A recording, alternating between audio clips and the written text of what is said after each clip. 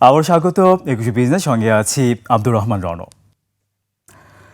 মধ্যপ্রাচ্যে উত্তেজনা বেড়ে যাওয়ায় আন্তর্জাতিক বাজারে আবারও বাড়ছে তেলের দাম। দিনের শুরুতেই ব্যারেল প্রতি প্রায় 4.৫% বেড়েছে। বার্তা সংস্থা রয়টার্সের প্রতিবেদনে বলা হয়েছে, আজ লেনদেন শুরু হওয়ার পরই ব্রেন্ট ক্রুডের দাম $4.46 বা 4.79% বেড়ে ব্যারেল প্রতি $97.৫ পৌঁছেছে। একই সময় মার্কিন WTI অপরিশোধিত তেলের দাম বেড়েছে $4.13 বা 4.56% বেড়ে $94.67 ওঠে। যুক্তরাষ্ট্র ইরানের মধ্যে উত্তেজনা প্রশমনের আশা তৈরি হয় গত শুক্রবার তেলের দাম কমেছিল, তবে মার্চ থেকে এখন পর্যন্ত তেলের দাম প্রায় 50% বেড়েছে।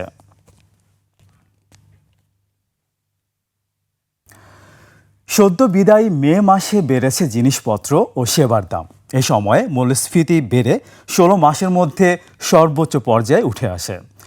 বাংলাদেশ পরিসংখ্যান ব্যুরো BBS এর তথ্য বলছে, গেল মে মাসে সার্বিক মূল্যস্ফীতি বেড়ে দাঁড়িয়েছে 9.42%, যা আগের বছরের জানুয়ারি মাসে পয়েন্ট টু পয়েন্ট ভিত্তিতে সর্বোচ্চ 9.94% মূল্যস্ফীতি ছিল। BBS এর তথ্য বিশ্লেষণে দেখা যায়, মে মাসে খাদ্যপণ্যের চেয়ে খাদ্য বহির্ভূত পণ্যের মূল্যস্ফীতি বেশি ছিল। মাসটিতে খাদ্য মূল্যস্ফীতি হয়েছে 9.06%, আর খাদ্য বহির্ভূত পণ্যের মূল্যস্ফীতি হয় 9.71%। এদিকে গত মে মাসে শহরের তুলনায় গ্রামে জিনিসপত্রের দাম বেশি বেড়েছে।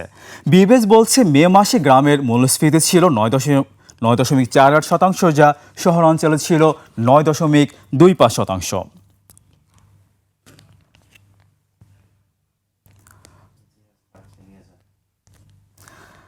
চলতি মাসে প্রথম 6 দিনে প্রবাসীরা দেশে রেমিটেন্স পাঠিয়েছেন $68,33,70,000 মার্কিন ডলার। বাংলাদেশ ব্যাংক জানায়, চলতি জুন মাসের প্রথম 6 দিনে বেসরকারি ব্যাংকগুলোর মাধ্যমে রেমিটেন্স এসেছে $41,44,60,000 মার্কিন ডলার। রাষ্ট্রায়ত্ত ব্যাংকগুলোর মাধ্যমে এসেছে $13,90,70,000 ও বিশেষায়িত ব্যাংকগুলোর মাধ্যমে এসেছে $12,74,40,000। এছাড়া বিদেশি ব্যাংকগুলোর শাখার মাধ্যমে প্রবাসী আয় এসেছে $23,90,000। এদিকে ঈদের ছুটি থাকায় জুন মাসের প্রথম সপ্তাহে রেমিটেন্স কমেছে প্রায় 21%।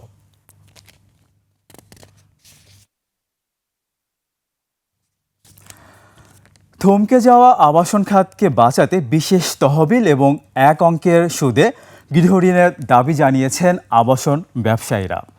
আসছে জাতীয় বাজেট ঘোষণার মাত্র এক সপ্তাহ আগে বাংলাদেশ ব্যাংকের গভর্নরের সাথে বৈঠক করেছেন আবাসন খাতের শীর্ষ সংগঠন রিহ্যাবের নেতারা। রিহ্যাবের পরিচালক টেরানোভা ডেভেলপমেন্ট লিমিটেডের ব্যবস্থাপনা পরিচালক এবং 21 টেলিভিশনের ভাইস চেয়ারম্যান ও ব্যবস্থাপনা পরিচালক তজনোবা মাহবুব সালামের শঙ্কা, চলতি বাজেটেই আবাসন খাতে গুরুত্ব না দিলে বিপাকে পড়বে আবাসন ও নির্মাণ সামগ্রীর ব্যবসা, কর্মহীন হবে লাখ লাখ শ্রমিক। এমন বাস্তবতা এই খাতের জন্য কেন্দ্রীয় ব্যাংক বিশেষ বন্ড চালুর কথা ভাবছে। সাদাত হাবিবি সেতুর রিপোর্ট। জাতীয় বাজেট ঘোষণার কাউন্টডাউন শুরু। ঠিক এই মুহূর্তে আবাসন খাতের স্থবিরতা কাটাতে নীতি নির্ধারকদের সাথে নিয়মিত বসছেন আবাসন ব্যবসায়ীরা। এরই ধারাবাহিকতায় বাংলাদেশ ব্যাংকের গভর্নরের সাথে গুরুত্বপূর্ণ বৈঠকে বসেন রিহ্যাবের প্রতিনিধি দল।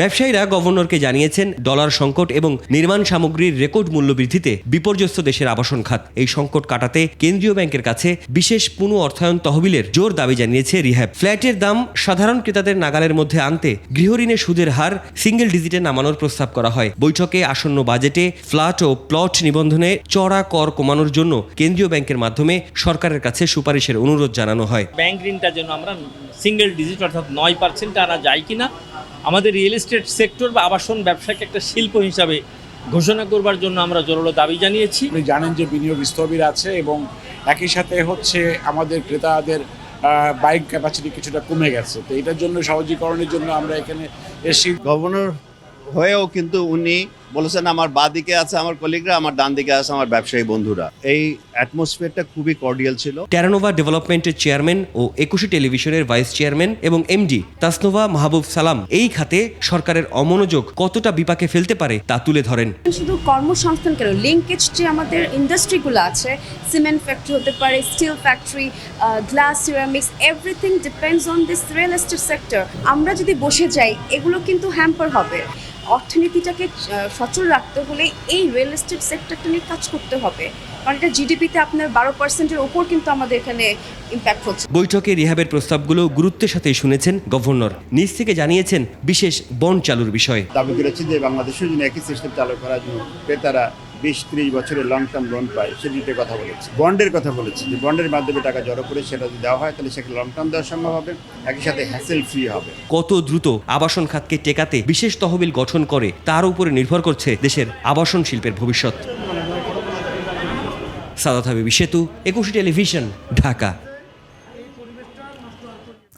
দর্শক, নিচ্ছে একটা ছোট্ট বিরতি। বিরতির পর দেশে কৃষি ও কৃষি রাসায়নিক উৎপাদন খাত এবং আসন্ন বাজেট নিয়ে আমরা কথা বলবো বাংলাদেশ এগ্রো রাসায়নিক ম্যানুফ্যাকচারার্স অ্যাসোসিয়েশনের প্রেসিডেন্ট ও ন্যাশনাল এগ্রিকেয়ার গ্রুপের ব্যবস্থাপনা পরিচালক KSM মুস্তাফিজুর রহমানের সঙ্গে। ততক্ষণ আমাদের সঙ্গেই থাকুন।